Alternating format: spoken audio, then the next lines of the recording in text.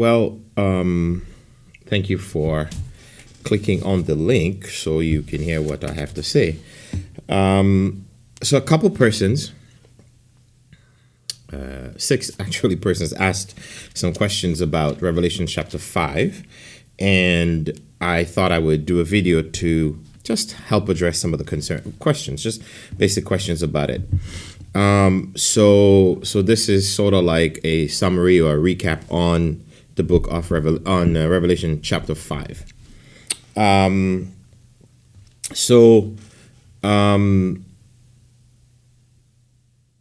want you to read it. I hope you have read it.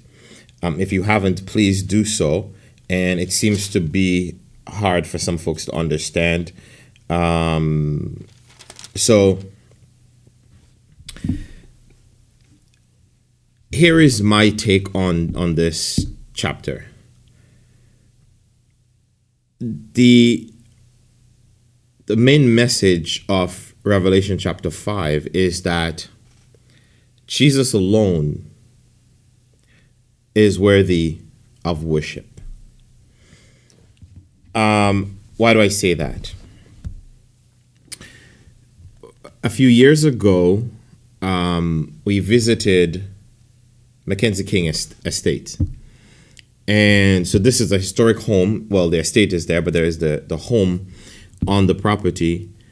And in that home, you're able to walk all throughout the home, but there are some doors you're not allowed to go through, some rooms you're not allowed to enter. There are some places that you're not allowed to walk on. And so imagine on that tour, or imagine with me. So you put yourself in my shoes, you're on this tour, and you can't go through some doors, you can't walk in some places, even though they say they're giving you a tour of the home. It's a bit of a limited tour. And so since I don't have authority to open certain doors, my mind begins to think that, what lies behind that door, what's inside that room, must be a mystery. Come back to Revelation chapter 5. John is speaking of a scroll. And I think it's verse 3. Let me just make sure. No one in heaven or on earth or under the earth was able to open the scroll and read it. Okay. So he's speaking of this scroll, and he says this passage, this verse, no one is able to open it. And look at what he says in verse 4. He begins to weep bitterly. And he's crying because the contents are hidden to him and everybody else. And as you continue to read verse 5, but one of the 24 elders said to me. So one of the elders comforts John by saying to him, stop weeping. Jesus can open the scroll. I hope you're following so far. John finds the scroll. He doesn't know what's in it. He can't open it. He doesn't know the contents. He begins to weep. An elder comforts him and says, oh, John, be comforted. Jesus can open the scroll. Remember what I said, the theme is here, or the main message that I take away. I'm no theologian, but I'm just trying to help you understand the passage like I understood it, is that Jesus is worthy of all worship. And John says, an elder says, only Jesus can open the scroll. And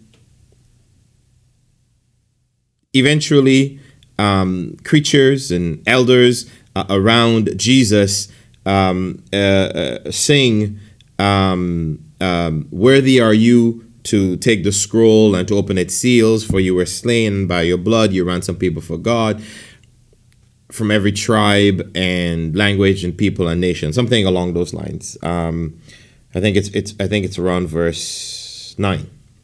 Okay. No one is worthy to open the scroll but Jesus, who sacrificed himself for all. And so the message here is, and that's what I want you to take away, is that Jesus alone is worthy to be worshipped, and Jesus alone is in full control. No one is able to offer us the gift of life but Jesus. Yes, we don't have the power to know all the hidden things of life. But guess what? Who does? Guess who does? Jesus does. And when we are in him, that's the comfort that we find. He has all the answers. And so he leads us into what's good for us and out of what's bad for us. And yes, the passage leaves us. It's a bit frustrating, right? Because it leaves us with, well, there will be whys that we can't answer.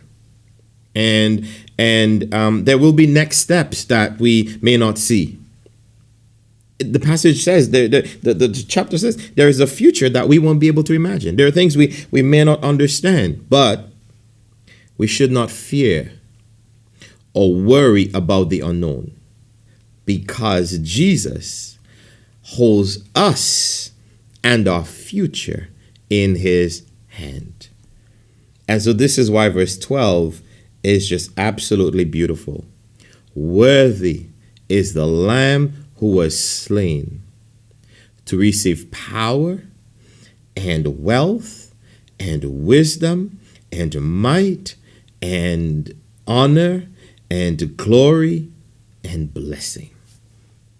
Jesus is worthy of all worship, because when we are in him and he in us, he leads us into all that is his will, God's will, the Father's will for us. And he leads us out, when we're obedient to him, out of what is not his will, the Father's will for us.